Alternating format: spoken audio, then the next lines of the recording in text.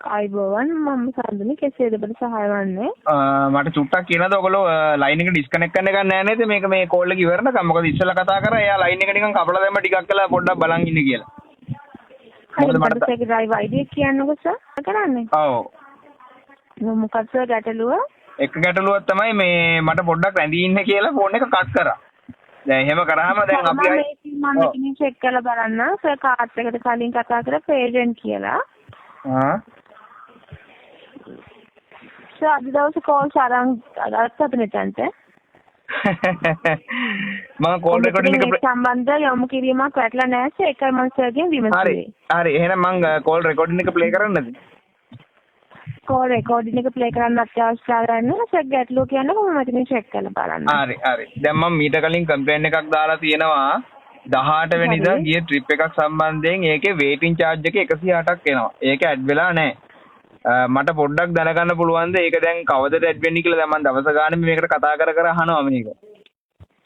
18 වෙනිදා ගිය කෑෂ් හයක නේද සර්? නෑ නන් කෑෂ් එක.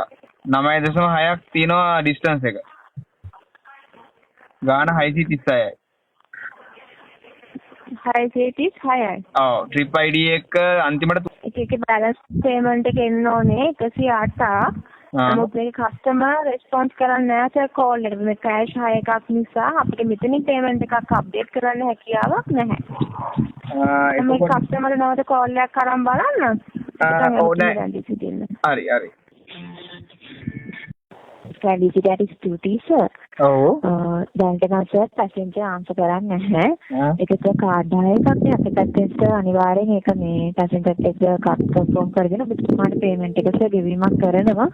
දැන්ට මේ පැත්තේ සම්බන්ධයෙන් කිරින. හෙලෝ. මේ පික්නි එකකින් කතා කරන්නේ. හරි. මිස් කතා කරන්නකෝ. මේ හොට්ලයින් එකේ. හරි. හෙලෝ. මිස් මේ ට්‍රිප් ID එකක් සම්බන්ධයෙන් පොඩි කාරණයක් දැනගන්න පුළුවන්ද? මිස් අතන මම හිතන්නේ කිරළපන නේද ලොකේෂන් එක මේ ට්‍රිප් එකක් ගිය 6ක මිස් ඒකේ charging වල පොඩි වෙනසක් වෙලා තියෙනවා. ඕකේ. අදද? නෑ මිස් මේක 18 වෙනිදා. ඕකේ. මොනවාද වෙනස් වෙලා තියෙන්නේ? මිස්ටර් පිග්මී ආයතනෙන් කතා කරාද? නෑ මට කවුරුත් කෝල් කරේ නෑ. මිස්ටර් කතා කරලා මිස්ගේ ෆෝන් එක ආන්සර් කරන්නේ නැහැ කියලා කියනවා පික්මී ආයතනේ. මොනවාද වෙලා තියෙන්නේ? මිස් ඒකේ වේටින් එක ඇඩ් වෙලා නැහැ. මිස්ටර් මතකද දන්නේ නැහැ මේ අතන මේ බෞද්ධලක මාවතට ගිහිල්ලා අපි ස්ටොප් 5ක් විතර නැවැත්තුවා. නවත්තලා ටිකක් හදිස්සි කියලා ආවා. කොහොම හරි මිස් කාඩ් එකෙන් තමයි පේ කරලා තිබුණේ. බලපොකුණ පාර නේද මිස් ලොකේෂන් එක? ඔව්. හරි. මිස් ඒක ට්‍රිප් එක මම පස්සේ හවස චෙක් කරලා බලද්දි ට්‍රිප් එකේ වේටින් charge එකක්වත් ඇඩ් වෙලා නැහැ.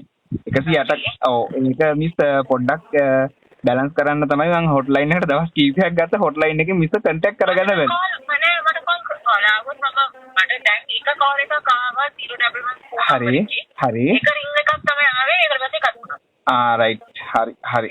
අද දැන් ටික වෙලාවට විතර තමයි ආවේ. හරි මිස්ටර් මම දැන් ඒගොල්ලෝ ලයින් එකේ ඉන්නේ මම මිස්ටර් ආයි ගන්නම්. හරි thank you miss. okay with you. hello ඔව් කියන්න සර්. අහුණා නේද මිස් කතා කරා? ඔව් සර් මේ පැත්තෙන් කස්ටමර්ට අරගත්තා සර්. කස්ටමර් ආන්සර් කරලා නැහැ. ඉතින් දැන් මේ ඒ කස්ටමර්ට දැන් මම දැන් කතා කරේ.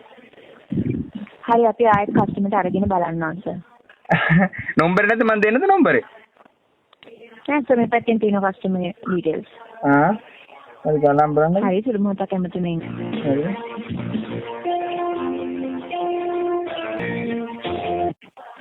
Security duty sir. ඔව්. ඔව් සර් අපේ හොට්ලයින් එකට කස්ටමර් සම්බන්ධ වෙන්නේ නැහැ සර්. එහෙනම් මේ නම්බර එක ගහගෙන ඩයල් කරලා ඉතින් මේ ඔයගොල්ලෝ කාවදන්නේ රවට්ටන්නේ මම මේ කියන්නේ ඔයා කතා කරන කෙනාට නෙවෙයි. ඔයගොල්ලන්ගේ ප්‍රොසීඩි එක මොකද්ද මේ දැන් මේ මම මේ කස්ටමර්ට කතා කරා මේ දැන්. කස්ටමර් කියන කෝල් එකක් ඇවිල්ලා නැහැලු. හරිද? ඉතින් දැන් ඔයගොල්ලෝ අපි දැන් මේක සෝෂල් මීඩියා වලට දැම්මොත් ඔයගොල්ලන්ගේ කම්පැනිට මොකද්ද වෙන තත්ත්වය කියලා බලන්නකෝ. මට මේක සම්පූර්ණයෙන් මගේ රෙකෝඩින් එක තියෙනවා. කස්ටමර් සම්බන්ධ සමත් නෑ සබ්ටයිටල් රෙකෝඩ් වෙනවා. කස්ටමර්ට සම්බන්ධ කරගන්න බැලුවා. කස්ටමර්ට අපේ හොට්ලයින් එකට ආන්සර් කරන්නේ නෑ සර්. ඔබතුමාගේ නම්බර් එකට කන්ටැක්ට් වුණාට. ඉතින් එතකොට අපිට වෙන්නේ පර්සනල් කස්ටමර්ස්ට කතා කරන්න වෙනවනේ. ඔයගොල්ලන්ගේ හොට්ලයින් එක බොරුවක් නේ තනි කරම. එතකොට ඔයගොල්ලන්ට රෙස්පොන්සිබිලිටි එක දැන් ඔයගොල්ලෝ අපේ ඩ්‍රයිවර්ස්ලව සේෆ්ටි එක බලනවා කියලා හැමදාම කියලා අපිට එනකොටත් කියලා දැන් ඕගොල්ලෝ අපේ සේෆ්ටි එක ගැන දශමයක් බලන්නේ නැහැනේ අපි ගැන. දැන් ඕගොල්ලන්ට තමයි වගකීම තියෙන්නේ මේක බැලන්ස් කරන්න. ඕගොල්ලන්ගේ account වල ප්‍රශ්නයන් නිසා තමයි මේක වෙලා තියෙන්නේ. මොකද account මේ waiting balance වෙන්නේ නැහැනේ. waiting calculate වෙලා තියෙනවා නම් system එකෙන් ප්‍රශ්න වෙලා තියෙන්නේ. system එක maintain කරන්නේ company එකේ. එතකොට ඒ company එකට responsibility එකක් තියෙනවා අපිට මේ අපේ පාඩුව දරන්න. ඉතින් ඒක ඕගොල්ලෝ කරන්නේ නැත්නම් අපි මොකටද කියලා බලන්නකො අපි පිග්මි එකත් එක්ක වැඩ කරන්නේ. නේද? දැන් ඔයාලටම තේරෙනවනේ මං කියන්නේ මම කියන්නේ පර්සනලි ඔයාලට තේරෙනවනේ මේක ඔෆිෂියල් නෙමෙයි. මේක තනිකර මේ අවුල ඕගොල්ලෝට අපහසුතාවයටපත් වෙනවනේ. නේද? ඕගොල්ලෝ අපහසුතාවයටපත් වෙනවනේ. දැන් කම්පැනිෙන් කියනවා නෑ නෑ කොහොමරි කමන්නේ මුන්ගේ සල්ලි ටික අපිට ගනින්. උඹලට පඩි ගෙවනවා එහෙම කරගෙන යන්න කියලා. දැන් ඕගොල්ලන්ට අපි කතා කරාම ඕගොල්ලෝ මෙතන හිර වෙනවා. දැන් අපි මෙහෙ කතා කරන්නේ මට රුපියල් 100 රින් ඇත වැඩක් නෑ. මං කතා කරන්නේ මේකේ වංචාවක් තියෙනවා. මම දැන් බැරි වුණොත් මම කම්ප්ලේන්ට් එකක් දාන්න පොලිසියට. එහෙම වුණොත් අනිවාර්යයෙන්ම ඕගොල්ලන්ගේ කම්පැනි එක බෑන් කරයි මේකේ ඕගොල්ලන්ගේ පරීක්ෂණයක් පවත්වනකම්. ඕගොල්ලන්ගේ මැනේජ්මන්ට් එකට කියන්නේ මොකද දැන් අපේ ගෲප් වල තියෙනවා අනිවාර්යයෙන් මම මේක මීඩියා මේකට සෝෂල් මීඩියා දානවා. මොකද එහෙම නැතුව බෑ මේක දැන් එලිපිටනේ. මං කෝල් එක මේ එහා ෆෝන් එකෙන් අරගෙන දැන් ඔයගලන්ට ඇහෙන්නේ නැතිනේ මං ඉතින් රෙකෝඩින් එකෙත් ඇති. කස්ටමර් කියනවා කිසිම කෝල් එකක් ආවේ නැහැ කියලා. මොකද එයා සල්ලි දෙන්න බැරි මිනිස්සෙක් නෙමෙයි. අපාර්ට්මන්ට් එකේ ඉන්න කෙනෙක් හොඳ මේ ජෙනුයින් ලේඩි කෙනෙක්. ඉතින් ඒගොල්ලන්ට ඔක ආන්සර් කරන්නේ එහෙනම් කස්ටමර් කන්ටැක්ට් වෙන්නේ නැහැ සර්. හොට්ලයින් එකේ නම්බර් එකට කස්ටමර් ආන්සර් කරන්නේ නැහැ සර්. එහෙනම් මොකක් හරි කොන්ෆරන්ස් දැම්ම මට ඇහුණා කස්ටමර් කතා කරනවා. ඒ වුණාට අපි හොට්ලයින් නම්බර් එකෙන් ගත්තම කස්ටමර් ආන්සර් කරන්නේ නැහැ සර්. බලන්න ඉතින් මේකේ කාටද මේක අපි කියන්නේ? ඔයගොල්ලන්ගේ මැනේජ්මන්ට් එක කවුරු වෙනද මේක කතා කරන්නේ? නැත්නම් මෙතන හෙඩ් ඔෆිස් එකට ඇවිල්ලා කම්ප්ලේන්ට් එකක් දාන්නද? මම හෙඩ් ඔෆිස් එකට ඇවිල්ලා මේක ඉන්න කාටද මේ රෙකෝඩින් එක ප්ලේ කරන්න දාන්න. එතකොට ඉතින් රිදි ගැලවෙනවා. වෙන කරන්න දෙයක් නෙවෙයි. මේක ඌබේ එකේ දැනගත්තොත් කොහොම හරි කමන්නේ ඒගොල්ලෝ ප්‍රොමෝෂන් එක මේ කරන්න මේගොල්ලෝ වියදම් කරලා අනිවාර්යෙන් මේකට මේ වෙන කෙනෙක් දැම්මලා අනිවාර්යෙන් මේක දායි. ඕගොල්ලෝගේ කම්පැනි වැටෙන්නේ විහි. ඕගොල්ලෝ දන්නද ඕගොල්ලන්ගේ කම්පැනි වැටෙන්නේ ඕගොල්ලෝ කරන හිතාමතා කරන දේවල් වලින්. මේ පොඩි දේවල් නේ. මම එදත් කිව්වා මේ ඕගොල්ලන්ගේ GPS tracker වල ප්‍රශ්නිකුත් තියෙනවා. GPS tracker එකේ කැල්කියුලේෂන් එක අප්සෙට්. ඒක හරියට කැල්කියුලේට් වෙන්නේ නැහැ. දැන් Uber app එකේ වැඩ කරනවා නම් ඒ විදිහට දැන් ඕගොල්ලන්ගේ යාමරක් යලා කිලෝමීටර් 200 අඩු වෙච්ච ඒවා තියෙනවා. මම ඔක්කොම ස්ක්‍රීන්ෂොට් ගහලා තියන් ඉන්නේ.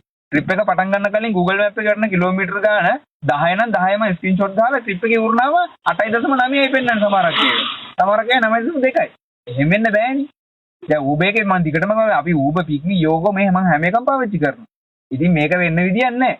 මොකද මේක මම මේ වාට නෙමෙයි කියන්නේ. මේක ඕගොල්ලන්ගේ දැන් මේක රෙකෝඩ් වෙනවා ඒගොල්ලෝ අහනවනේ. මේක ප්‍රූෆ් පිටින් අපි පෙන්නුවොත් අනිවාර්යයෙන්ම මේ ඕගොල්ලෝගේ නියාමනය කරන මොකක් හරි කමිෂන් සභාවක් යටතේ මහා මාර්ග හරි ප්‍රවාහන හරි මොකක් හරි යටතේ අනිවාර්යයෙන්ම ඉන්වෙස්ටිගේෂන් කරන්න වෙනවා.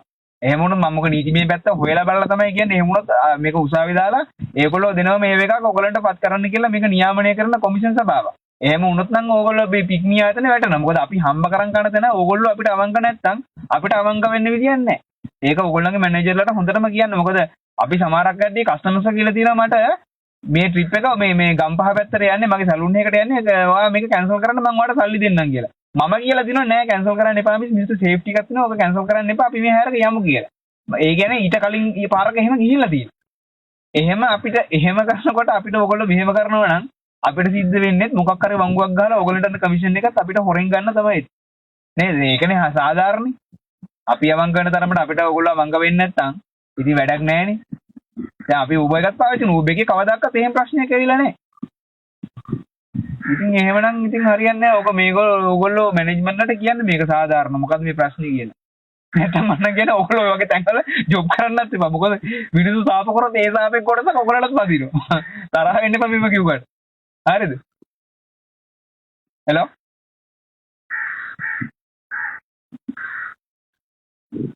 හෙලෝ. ඔව් සමා වෙනස කස්ටමර් අපේ හොට්ලයින් නම්බර් එකට කතා කරන්නේ නැහැ සර්. ඒකට අපිට මේ පැත්තෙන් කුක් කිරීමට හැකියාවක් නැහැ සර්. හරි. ඕකේ.